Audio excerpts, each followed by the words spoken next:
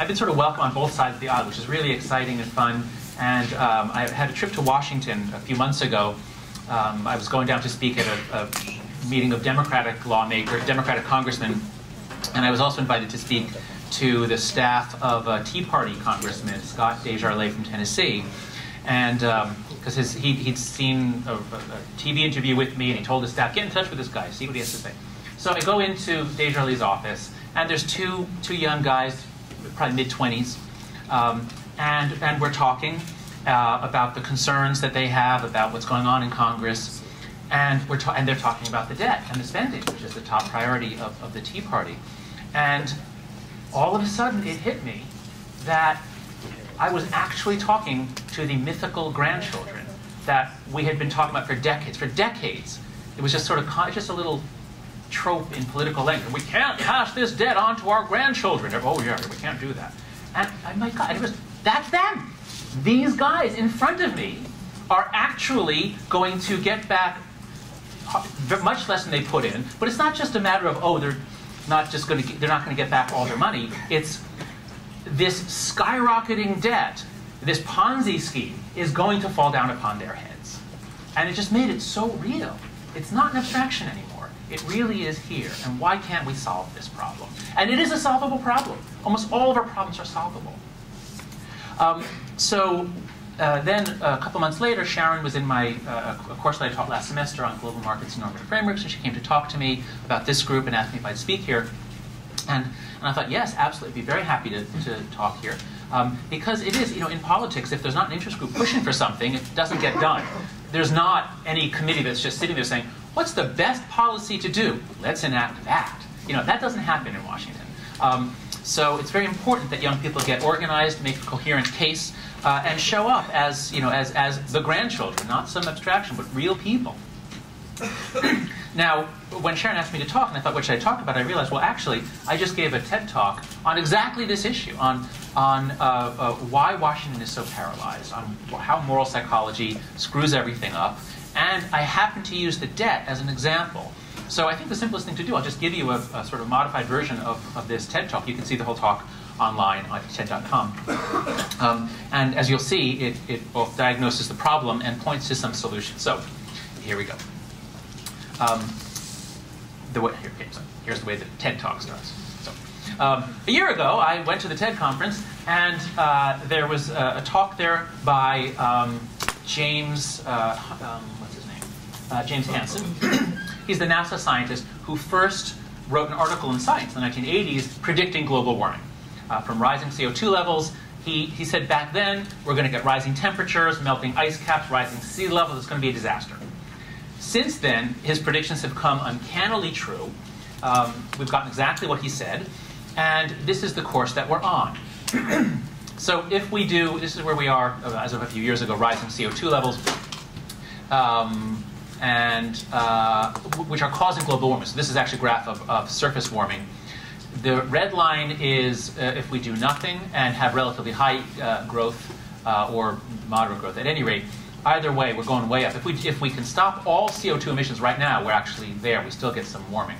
But the real problem lies a few decades ahead, in the later part of this century. If we get that much warming, Hansen says we could get a 5-meter rise. He actually expects, because of various feedback loops, we'll get a 5-meter rise in sea levels. That's what this would look like. If you've ever been to Florida, well, it won't be there anymore. I mean, Orlando will still be there, but that's, well, all right. So New Orleans, goodbye New Orleans. And all around the world this will be happening. And the coastal areas are the most populated areas. So it's a disaster of unimaginable proportions. Now, so Hansen says in his talk, he says, I'll just read the quote here. He uses the metaphor of an asteroid, and he says, imagine a giant asteroid on a direct collision course with the Earth. That is the equivalent of what we face now. Yet we dither, taking no action to divert the asteroid, even though the longer we wait, the more difficult and expensive it becomes. And of course, the left wants to take action. The left has been screaming about this asteroid. It's coming, we've got to do something, we've got to act. And the right says, huh, what, I don't see it, I don't believe you, I don't think it's happening. So we're stuck. All right, so I come back from the TED conference, And with my book about to come out, conservatives like the book too, so I'm invited to a conservative dinner party in Washington, D.C., and to prepare for that, I read an essay by Yuval Levin. Actually, he's a great guy for you to read. He's a young conservative intellectual, real policy wonk. So he was going to be at the dinner, so I read this article, Beyond the Welfare State. And in it, he argues that the argument he makes is basically a lot like Hanson's argument about impending disaster. He writes, all over the world, nations are coming to terms with the fact that the social democratic welfare state is turning out to be untenable and unaffordable, dependent upon dubious economics and the demographic model of a bygone era. Now that may not sound as scary as an asteroid or as global warming, but Levin showed this graph from the Congressional Budget Organization. Some of you have seen versions of this. This graph shows the federal debt as a proportion of our GDP in the United States. And what you basically see is a lot of spikes, which are almost all wars. When we fight a war, we borrow a lot of money. Revolutionary War, a lot of debt, it gets consolidated, it gets paid off, paid off, paid off. That's the War of 1812 right there. Paid off, we have like no debt in this period. Then we get to the Civil War, huge expense, of course. It takes many decades to pay it off, but we do. And just as we pay it off, up there's World War I, pay it off, up there's the Great Depression. Now this huge spike is World War II, by far the most expensive thing we've ever faced. But you know, the 50s, 60s, great economic growth and fiscal discipline, we pay it off, pay it off, pay it off. What's this? What are we doing here in the 70s and 80s? What's happening there? It's in part tax cuts from Republicans that were not paid for, but most of it is entitlement growth. Most of it is Medicare and health and retirement spending. It's going up and up and up. And if that isn't scary, that we're going this far and the baby boomers haven't even retired yet, here's what happens when the baby boomers retire. Way, way more. I'm sorry. Oh, I was supposed to do that all along. Sorry. There we are. Okay, now what's that? There we are. That's where we're headed. Now, most of that is actually compound interest. It's not that that's the total cost. Most of it is compound interest if we go on where we're going. So if we can make adjustments, we could bend that curve quite a lot. But are we going to make those adjustments? You know, Obama got a slight tax raise through. I mean, that's a little bit, but it's a drop in the bucket. And this is Levin's point. The basic idea of the welfare state just isn't working. We'll come back to that at the end as to why. So what I noticed about these two graphs after reading the Levin article was that they were actually the same graph. Not in terms of the x and y axes, but if we translate them into moral language, they say exactly the same thing. I'm going to read you the translation right now. They both say, we are doomed unless we act now. What's wrong with you people in the other party? Why do you deny reality? If you won't help, then get the hell out of the way and let us solve the problem. Okay. So we have a very symmetrical situation. We're at each other's throats, or at least the two parties, the partisans on both sides and in Congress are at each other's throats. One side sees a threat coming, the other side denies it, and then vice versa on the other side. So that's our situation. Our tragedy is that these are solvable problems. But because these problems trigger moral responses, they play into our partisan politics, they activate all kinds of moral psychology that makes us band together, go blind to reality in order to fight the other team. And then nothing gets done, and the debt mounts. So that's where we are. To get out of it, I think we're going to need to learn a little bit about moral psychology. So there are three principles of moral psychology. I'll just go through the third one in this talk, but in my book I go through the other two. The most relevant one here is that morality binds and blinds. It binds us into teams that are very good at hanging together and competing, but they blind us to reality.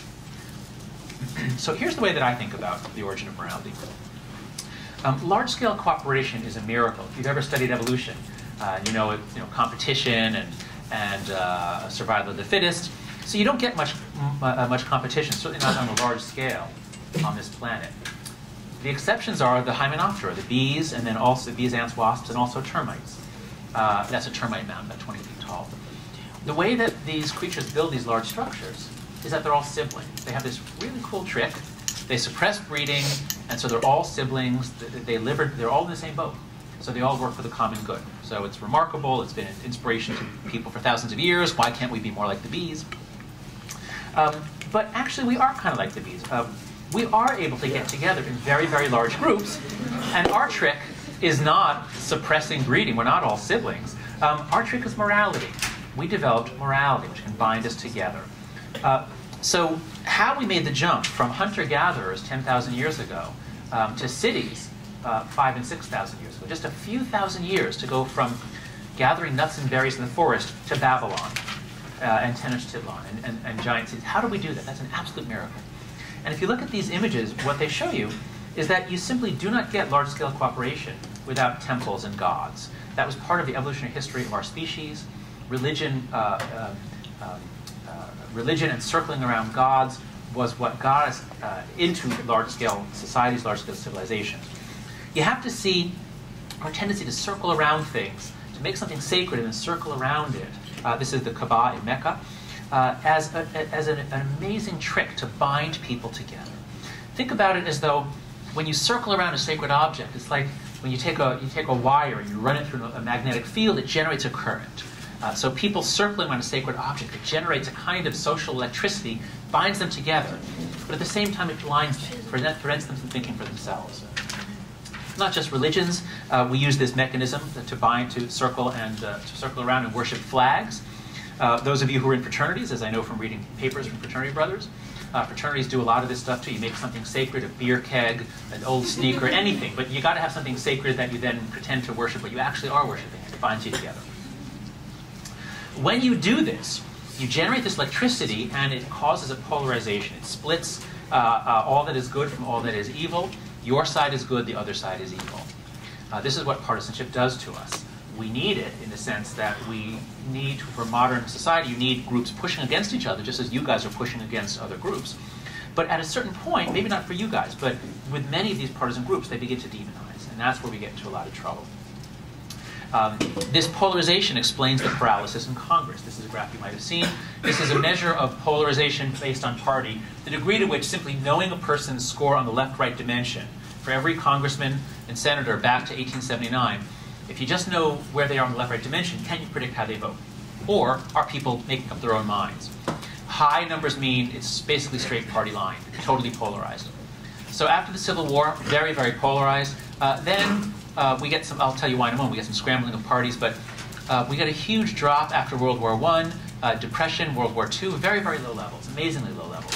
This was a golden age of bipartisan policymaking when America really did address major challenges, built the highway system, better education system, fought the Cold War. And then things begin going up in the late 70s, especially in the 80s, and they go straight up and up and up. So it's like, well, so that was the early period, middle period. And now in our current period, the electromagnet has turned back on.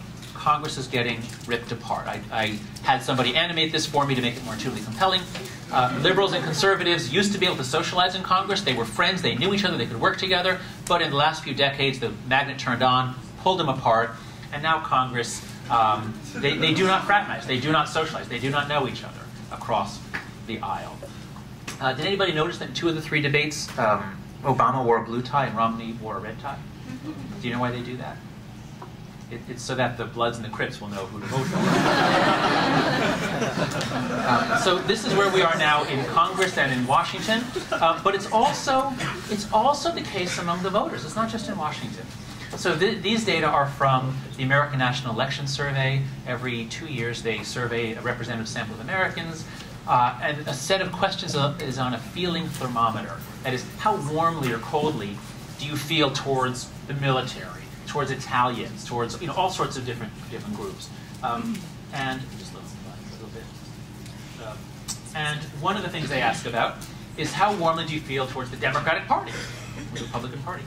So these data show how, in blue, this is how Democrats feel about the Democratic Party. Not surprisingly, they like them. 0 is very cold, really dislike. 100 is very warm, really, really like. So Democrats, from the Carter administration through Obama, Democrats like the Democratic Party, not a surprise. Republicans like the Republican Party, not a surprise. But what about cross-party liking? It's lower, of course. But the surprising thing to me is it's not that much lower. In other words, if 50 is sort of the neutral point, Democrats, what do you think about the Republican Party? Well, at 45, I dislike them, but only slightly. It's not that negative. It begins to go down a little bit, but not so steeply. Republicans, same story.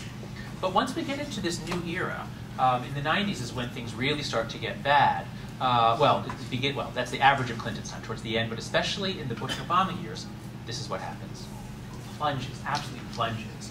People really dislike the other party and the people in it. And this is new. It's never been, well, I can't say it's never been this bad. I mean, the 1790s, and I mean, there have been periods that were pretty tense, but this is the worst it's been in a very, very long time. We really dislike each other. The magnets turn back on, and once again, we can visualize this by seeing that Americans used to have friends or know people who were different from them in terms of party, but as the magnet turns on in the 90s, it rips us apart, and we form our separate tribal zones, our gang regions. Now, why did this happen? What happened that this thing's gotten so bad just since the 90s? The major factor, the big thing that has caused our paralysis is party realignment. To go from the party, the party of Lincoln to the party of Bush is not a straight line. The party from Stephen Douglas to Obama is not at all a straight line. There's lots of strange crossovers. And just to visualize it, this is the electoral map in 1860. What I want to get across to you is that the Democratic Party was always a Southern party. Its base was always in the South. And the Republican Party base was in the Northeast and the West Coast. That's the way it always was. That's 1860, 1900, 1924, as neat as can be. Even up through Eisenhower. That's the way it's always been. The turning point is even the election of Kennedy. He gets some other states, but it's still, the power base is the South. This is the key act. Why is the South Democratic? Well, the South is Democratic because Lincoln was a Republican, and they hate Lincoln. And so on the day that LBJ signed the Civil Rights Act, Bill Moyers, who was an aide to Johnson back then, goes in to congratulate his boss, and Johnson is looking morose. He's not happy at all. And what's wrong, Mr. President? This is an historic day. And Johnson says, we've just turned the South over to the Republicans for the rest of my life and yours. He was absolutely right. It happened immediately. Notice this is the opposite. These colors are the opposite. Suddenly, in '64, the South votes for Republicans and everybody else votes for Johnson. A landslide for the Democrats. Things then pop around, they flip around for a couple of years. That was a vote for Wallace. Landslide for Nixon. Now, briefly, we're back to the South being Democratic because Carter's a Southerner. But that's the last time you'll see that. Now we go into, this is where Reagan cemented the realignment. The South is no longer Democratic. The South is now Republican. And that means that the conservative South is now, they're no longer conservative Democrats. They're now conservative Republicans. And that starts everything moving. So now we get Republican domination throughout the Reagan years. And now for the first time we begin seeing Democrats on the West Coast. I mean, you guys might think, well, of course, the West Coast and the Northeast, obviously those are liberal Democratic strongholds. But that's new. That was not the case until very recently. In '92, now finally, we get what we recognize as our modern electoral map. Democrats control the Northeast and the West Coast and the upper Midwest. Now, he's a Southerner, of course, so we get some of those. But this is basically the way things stay ever since. And it's very amazingly stable. So, I mean, look at that. There's hardly any change over the last few years. So this is where we are. We have a complete parting of, we have a separation of the Democratic power base, which is liberal, and the Republican. So the polarization, you can see in the electoral map, that's the first cause, the biggest cause. Another really big cause, and this is probably the most relevant one to you guys, is the generational change. So we go from the greatest generation. There's recent research showing that if your country experiences war when you're in your teens or 20s, for the rest of your life, you'll be more cooperative. You come together to fight external enemies, but you can trust each other. And so the generation that fought World War II, they come into power in the years after the war. They can really work together. They understand foreign threats. They understand the need to work together to solve problems, and they do a great job. But they give way to the baby boomers. And what was their experience? When they were in their teens and 20s, what was their foundational moral experience? What were they focused on? War. In the 60s, the 70s. Vietnam, with drugs maybe, but yeah. Vietnam, racism, environment, and who was the enemy? If you were on the left, it was the conservatives. And if it was the conservatives, it was the hippie liberals who were going to destroy the country. So the baby boomers, their foundational experience is hating each other. Because the left thinks that the right is a bunch of stupid racists, and the right thinks the left is a bunch of nihilist, anarchist hippies. And then they go on, and they have political power, and things really change. So here's a quote from John Wayne when he was interviewed after John Kennedy won the election. He's a Republican, and he says, I may not have voted for him, but he's my president, and I hope he does a good job. That was the greatest generation attitude. Rush Limbaugh was asked a number of years later to write 400 words on his hopes for the Obama presidency. Now, you'd expect something negative, but he refuses to do it. He says, I'm not going to do that. And then he tells his radio audience, I don't need 400 words, I need just 4. I hope he fails. And remember, this is at a time when America is facing economic collapse, and he wants the president to fail. Things have really changed. And so we go from the famous, as we all know, Tip O'Neill and Ronald Reagan. They could cooperate to get to reach an agreement to fund Social Security, raise taxes. Bill Clinton and Newt Gingrich, they were much worse. They had moments when they could work together, but they really disliked each other personally. And we go from them, who occasionally did cooperate, to these two. So that's where we are. Now, of course, as we'll talk about in a moment or later, you guys, at the end we'll talk about what's your foundational experience. How are you guys going to be different from the baby boomers? And does that bode well for the future? I'll just mention a couple more contributors. There was a brief period of time in the 50s, 60s, and into the 70s when everybody got their news from 3 stations. There were 3 stations, and so we all had a sort of common information base. That is gone. That doesn't happen. Now we can choose the micro community that we want. We tend to choose media sources that confirm our prejudices, that confirm what we already believe. A 4th factor, residential homogeneity, as I showed you before. More and more we're living around people who share our lifestyles, ambitions, and values. We move into communities based on how many bookstores versus gun stores they have, that sort of thing. And lastly, a lot of changes in Washington, especially implemented by Newt Gingrich. Now, I'm going to blame Gingrich here, but I can also understand him in that the Democrats, when they were the majority for so long, they treated the Republicans badly. So when the Republicans finally get a majority under Gingrich, they want revenge. And they make a lot of changes to have a much more combative relationship. Gingrich now can choose committee chairman, which means that committee chairmen have to be loyal to him. So he'll only choose ones that toe the party line. They can't think for themselves anymore. You get much more polarized, combative relationships. Most importantly, he changes the calendar so that all business is done on Tuesday, Wednesday, and then Thursday morning. And he tells the Republicans, don't live in Washington. Don't bring your family here. Stay in your district. Just fly in for 2 days a week. That way, you won't meet anybody on the other side. You won't form friendships. You'll be a loyal party member. So social relationships wither in Washington, and that is crucial.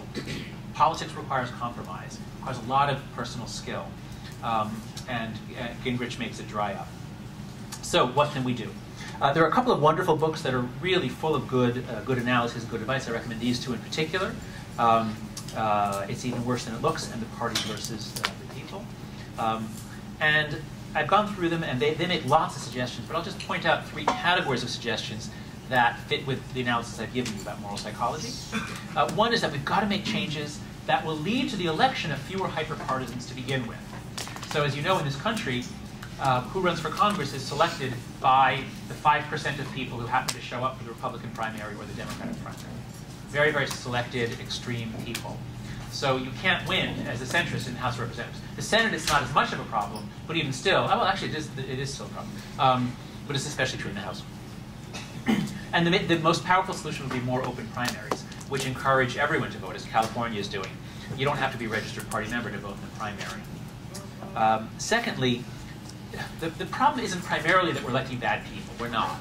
The people that I've met, the people that know Congress, tell me that in general these are good people. They're smart. They're hardworking. They came there to solve problems, and they're all frustrated as hell because they come there to solve problems they can't get anything done. And part of it is once they get there, they're in a game which is so corrupt, so riddled with pressures that are not pressures for good policy, but pressures to toe the party line, or else you'll get your head blown off by a fire hose of money to your opponents, a negative advertising. So we've got to do something to counteract that terrible, terrible Citizens United ruling. If you read that ruling, it's just horrible reasoning by Judge Anthony Kennedy, Justice Kennedy. So there's some things that can be done there. And then third, the one that I'm most excited about, because it's so easy to do, is there are changes to make in Washington to undo the Gingrich changes. As I said, legislating requires cajoling, manipulating, befriending. It requires a lot of personal skill. Politicians are really talented in their social skills generally. That's how they got ahead in politics. They're really good people. And when you let them use their political skills, it's ugly, maybe. It's like making sausage, but they can make sausage. But what happens when you do the Gingrich changes? They don't know each other. They don't get to use their skills. They never meet each other.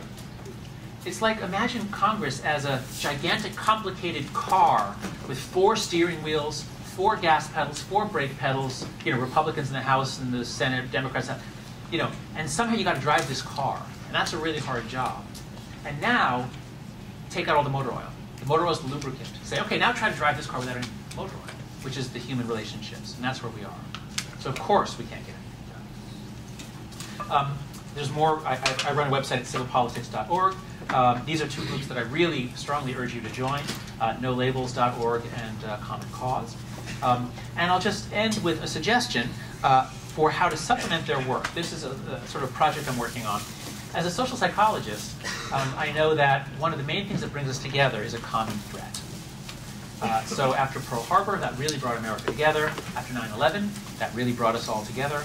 And if an asteroid were really coming to destroy the Earth, we would all come together and do something about it. But as I said, if it's a partisan asteroid, if it's an asteroid that one side recognizes, the other doesn't, then it won't bring us together. It'll actually divide us. But what if we face this situation? You're all too young to remember this. This is a game called Missile Command from when I was young, in which you've got all these missiles coming in and you've got to try to shoot them all down. But what if we just had so many missiles and asteroids coming in that we all just had to start shooting? We all just had to, just pick up a gun and start shooting. We got so many problems here. Well, actually, that's the situation we face. I'll just briefly mention 2 more asteroids. One, you've all seen this graph, rising inequality. America is now one of the most unequal nations in the industrialized world. Everyone's working harder. All the gains have gone to the top. Not just that this is the top 20%, but actually it's not the top 20%, it's actually the top 1%. And even actually, it's mostly the top 10% have gotten almost all the gains. And the more that happens, the less we feel we're all in the same boat. The less motive the rich have to make any sacrifices. The going is very good for them. They don't care about, they care less and less about other people because we're not all in the same boat. So the left is screaming about this, and they're absolutely right to be worried. This has all kinds of terrible effects for trust, for cooperation, for our ability to solve problems. It's a terrible, terrible thing that's happening to our country. The left is upset about it. The right is in denial. It doesn't matter. It's natural. No reason to do anything about it. But why is that happening? Well, the biggest single cause is actually globalization and winner-take-all economies. That is probably the biggest single cause. But arguably the second biggest cause is actually this. This graph shows the percentage of births in America to women who are not married. Now, occasionally the father will stick around, but usually not. So this is largely single motherhood. What we see is that it's gone from being less than 10% down in the 40s to it's been going up and up and up. This is everybody. For African Americans, it crossed the 50% mark in the 70s and now up at over 70%. And what happens? And I just want to point out, Hispanics are over 50% and whites are ahead of that way too. So what happens when you don't have a father? Well, obviously there's a lot less money coming into the house, and the left sort of understands that, but that's why they want the government to make up for it. But the left refuses to talk about the other problems. Chaos, problems with discipline. If you're raising kids with a single parent and you have to move around a lot, you're always struggling, it's a terrible environment to cultivate self-control and the basic skills that we need to succeed in school, hold a job, and rise into the 1%. Whereas for kids of married parents, as probably is the case with most of you, the parents work really, really hard to create order. They do everything they can to give you the best they can give you. You get every advantage in life, and yeah, you rise into the top 1% quite easily. So the New York Times finally noticed this, and finally, the liberals never talk about this. They're so afraid to condemn single parenthood because we'll offend all sorts of political constituencies. But the New York Times finally noticed this, that America has become 2 classes, not by race, but by marriage. People who are married, their kids do well. People who are not married, their kids generally don't. Now, of course, there are exceptions, but that's the biggest divide in American society, whether your parents stay married. So, once again, these 2 graphs are the same, just like these 2 graphs. We have all these threats, all these problems. The left sees 2 of them and denies 2. The right sees 2 of them and denies 2. me ask you guys in this room. First, how many of you would say you're on the left or liberal? Raise your hand right now. Okay. And how many of you would say you're on the right or conservative? Okay, so this is the most conservative audience I've ever addressed in an academic setting. It's only 3 or 4 to 1, liberals to conservatives. So in business school, we do find some conservatives, which is refreshing. In psychology and the rest of the unit, you don't find conservatives. Well, yeah, you don't find conservatives. But we have a little diversity here. How many of you are willing to say that all 4 of these are threats that we need to use? Please raise your hand right now. Okay, so that's what I'm hoping, is that when you look at it like this, when you see, okay, you got the 2 that my side cares about, all right, maybe I'm willing to, and they're willing to admit it, so maybe I'll admit that theirs are a problem. This is a strategy I'm developing. I've created a website called the Asteroids Club, and our motto is common threats make common ground. If you go to asteroidsclub.org, we're hoping to arrange a series of dinner parties, really, times when small groups of people eat together. Eating is a really important trick that sort of opens people up. Hosted by a liberal and a conservative. And the goal is not to debate anything. The goal is for each side to try to get the other side to understand why they're upset about something, which I think is a much easier task. And I hope to use reciprocity. We'll admit, I'll grant that you're right about this if you grant that I'm right about that. So that rather than that.